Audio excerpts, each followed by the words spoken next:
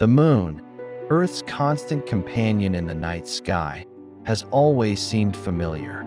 We've mapped it, studied it, walked upon it. From the gray plains of the lunar mares to the rugged highlands and crater-pocked poles, it presents itself as a silent, airless world, long thought to be geologically inactive. But sometimes, the most familiar places still have secrets.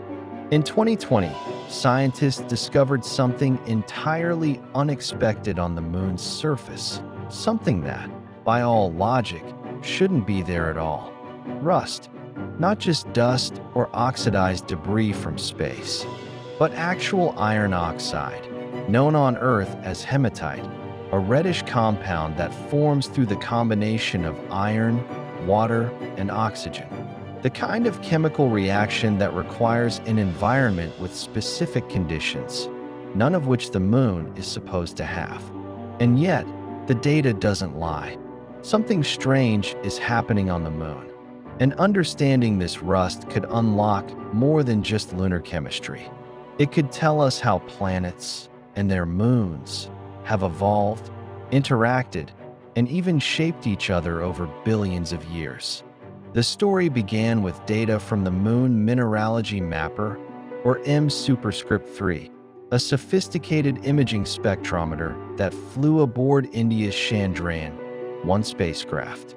Designed to scan the moon's surface and identify the composition of rocks and minerals, M-3 provided one of the most detailed chemical maps of the moon ever assembled.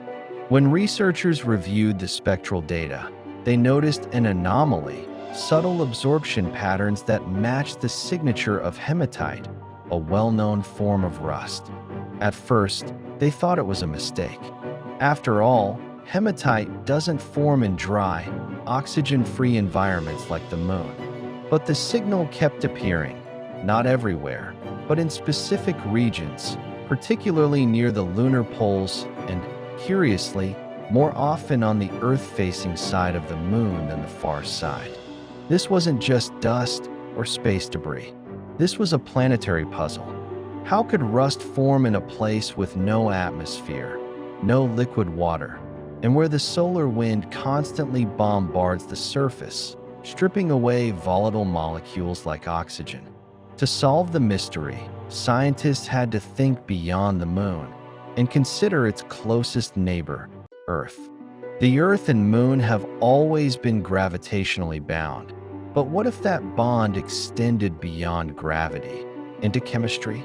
During certain phases of the Moon's orbit, it passes through a region known as Earth's magnetotail, the elongated stretch of Earth's magnetic field pushed out into space by the solar wind. This magnetotail extends for over 1 million kilometers, and for roughly 3 to 5 days every month, the moon moves through it. And here's where it gets interesting. During that window, the solar wind is blocked by Earth's magnetic shield, reducing the bombardment of charged particles on the moon's surface. At the same time, Earth's own atmosphere leaks trace amounts of oxygen into space, and some of these oxygen ions get funneled into the magnetotail, where they can reach the moon. This means that the moon, though airless, may briefly receive a supply of oxygen delivered directly from Earth. Combine that with trace amounts of water found in lunar regolith, especially at the poles, and you have all the necessary ingredients: iron-rich rocks, water molecules, and oxygen ions. This theory explains why the hematite is more concentrated on the Earth-facing side of the moon, and near the poles where water is more likely to be present.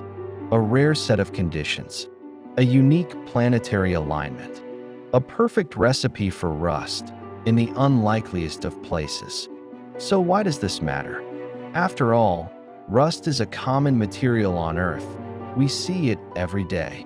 What makes lunar rust so scientifically significant? Because on the moon, rust isn't just a chemical byproduct. It's a geologic signal, a marker of interaction between planetary bodies and a sign of complex environmental processes that are still active. even in places we thought were inert. This rust suggests that the moon's surface is more chemically dynamic than previously believed.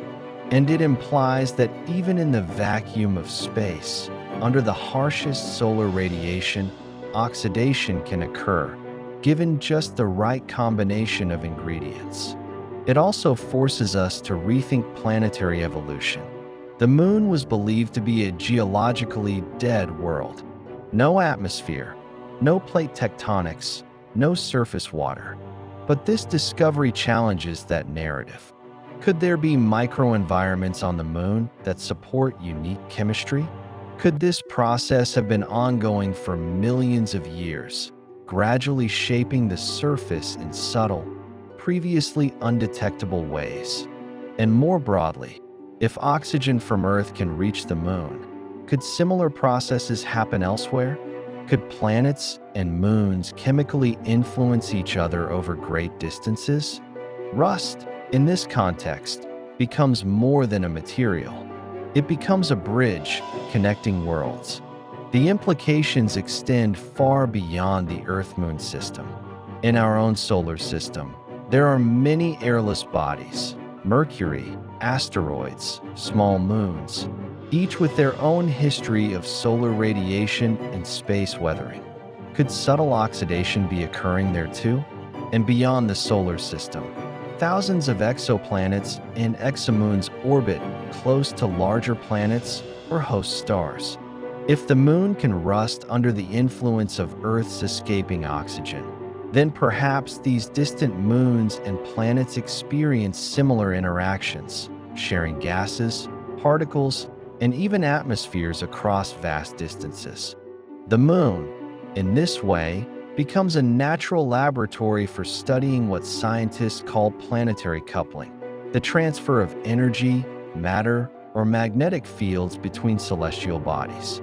What we learn from this small patch of rust could help us interpret distant spectral signatures from alien worlds, giving us clues about their chemistry, environments, and even potential habitability. This discovery of rust is just the beginning. Upcoming missions like NASA's Artemis program, Lunar Trailblazer, and future international efforts will explore the moon with unprecedented precision. These missions will carry instruments capable of high-resolution spectroscopy, subsurface analysis, and in-situ chemical testing. Scientists will examine the distribution of hematite across the surface. Is it still forming today, or is it ancient? How does it correlate with terrain, solar exposure, and magnetotail exposure? Researchers also want to understand how oxygen migrates from Earth into space. How much escapes our atmosphere? How far does it travel? And does it influence other objects beyond the moon? Perhaps most excitingly, this research will help us prepare for long-term lunar habitation. Understanding how Earth affects the moon, chemically and electromagnetically, is essential for protecting future astronauts, designing habitats, and managing lunar resources. Rust may seem like a small problem, but in space, even small problems and small discoveries can have planet-sized consequences. The moon has always seemed like a silent world, gray, distant, and unchanging. But science tells a different story. With each mission, each spectral scan, and each unexpected discovery, we find that the moon is not a relic of the past, but a participant in the present, influenced by Earth, by space weather, and perhaps by processes we've only just begun to understand. The discovery of rust, of hematite on the moon, is more than a curiosity. It's a signal, a reminder that even in the harshest environments, chemistry continues. That even without air or liquid water, interactions can occur, shaped by gravity, magnetism, and invisible streams of escaping particles. It's a reminder that every celestial body, no matter how barren, still tells a story. And sometimes, the smallest, most unexpected detail, a trace of red on a gray surface, can whisper the loudest truth. The moon is still speaking. We're finally learning how to listen.